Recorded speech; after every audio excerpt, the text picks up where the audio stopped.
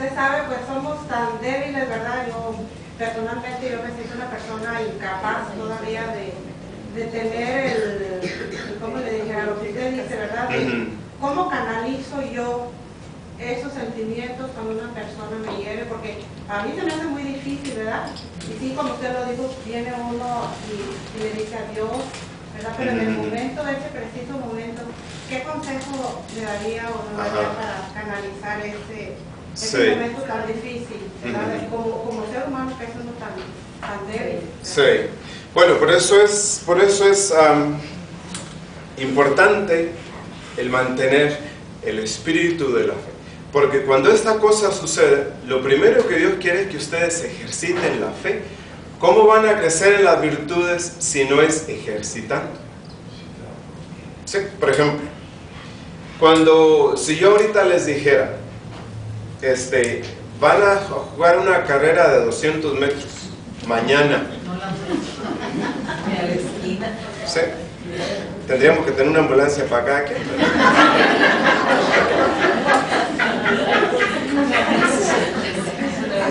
Sí. Entonces, como no tienen el poder de ganar, es decir, no tienen la virtud de ganar, ¿cómo la van a hacer crecer para poder ganar? Entrenando. ¿Y cómo se entrena? A base de obstáculos. Sí. Entonces, las cosas que van pasando todos los días son los obstáculos que Dios les acomoda para que ustedes adquieran la virtud, el poder para brincarlos y ganar. Es decir, y no tienen ustedes que esperarse a que algo grande suceda, ¿verdad? Uno dice, bueno, pues no sé qué va a suceder cuando se muera mi mamá. ¿Por qué es lo que van a hacer? Ustedes pueden saber, pero no ha sucedido y no tienen la gracia de enfrentarlo todavía. Cuando suceda, Dios les va a dar la gracia y ustedes van a saber exactamente qué es lo que hay que hacer. ¿Por qué? Porque ya se han entrenado durante muchos años en enfrentarse a cosas pequeñas todos los días. Sí. Eso es lo que sucede. Entonces, el ejercitarse en la fe es la primera reacción. Uno dice, bueno, ¿cómo puedo ver esta cosa que me llegó desde la fe? ¿Qué es lo que tengo que poner en ejercicio, ¿verdad? ¿Cuál virtud? Porque si Dios lo permitió precisamente por una cosa concreta. Y eso hay que descubrir. Sí, entonces, desde la fe descubrimos que a lo mejor necesito crecer en la humildad. Y en la humildad no crezco sin las humillaciones.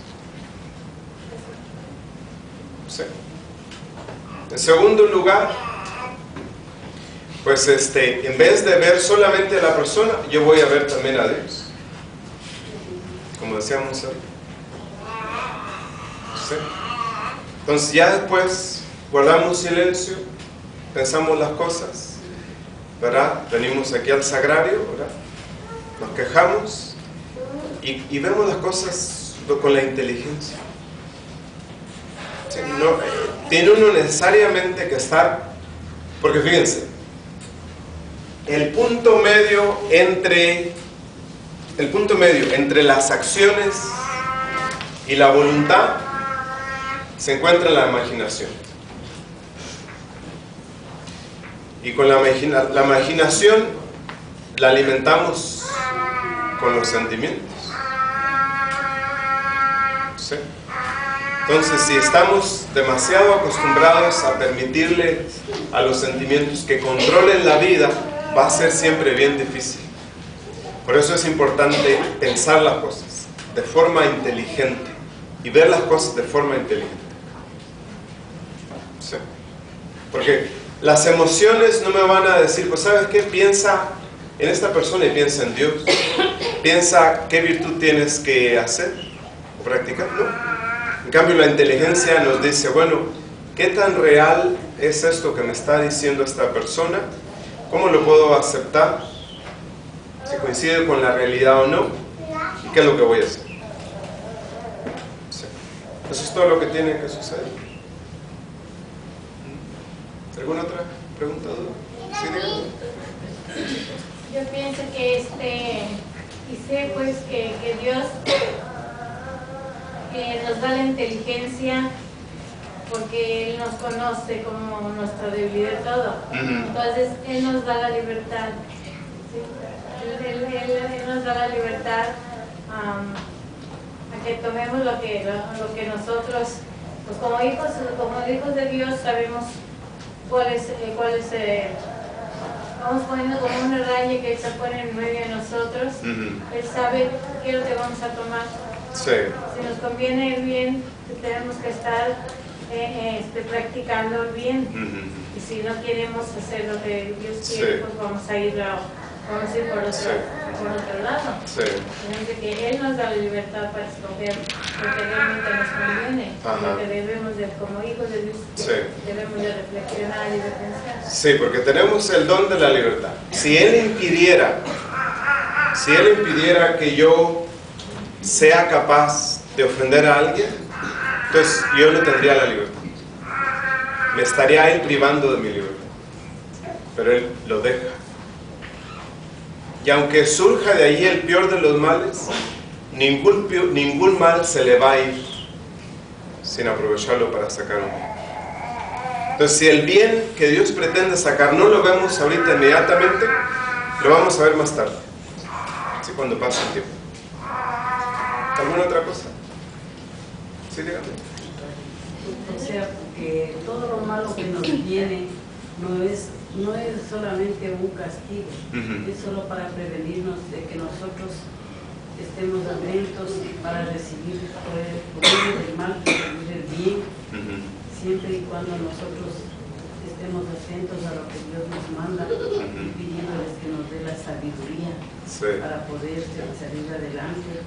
Como dice pues en una oración, dice: Señor, castígame como padre, no como un juez agraviado.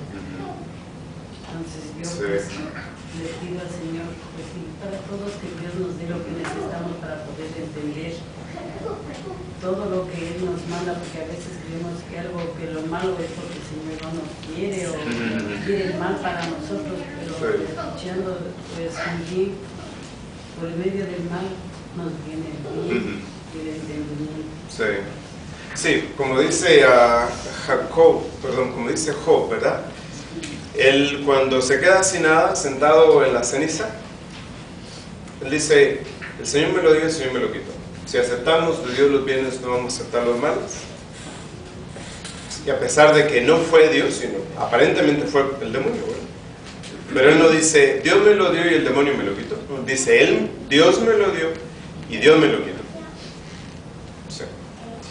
¿Alguna otra pregunta, duda que tengan?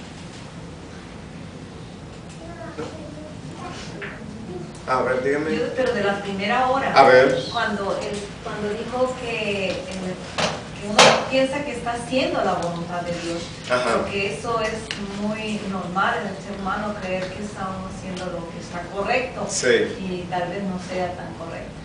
En el caso mío, muy especialmente, por ejemplo, si yo dejo un poco a mi familia, entonces, pero ya tengo puros hijos adultos y mi esposo pues, también ya.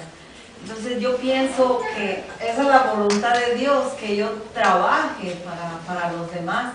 Y yo quisiera saber, ¿estaré en lo correcto? ¿Estaré haciendo lo correcto? Cuando yo pienso que si a mi familia no le falta comida, estoy al pendiente de las cosas más esenciales. Y también hago lo demás, pero si mi familia, por ejemplo, quiere irse un fin de semana de fiesta, y yo digo, no, porque yo ya tengo mis compromisos. Entonces, yo lo hago porque yo lo quiero hacer, pero estoy haciendo también, dejando a un lado a mi familia. Entonces, ahí no es la voluntad de Dios. Podría no ser la voluntad de Dios. Porque la voluntad de Dios de signo va íntimamente unida a los mandamientos y a los deberes. Al cumplimiento del deber. Exactamente, a mí me pasa más o menos lo mismo, es la misma situación, pero también hay intereses, por ejemplo, no una fiesta.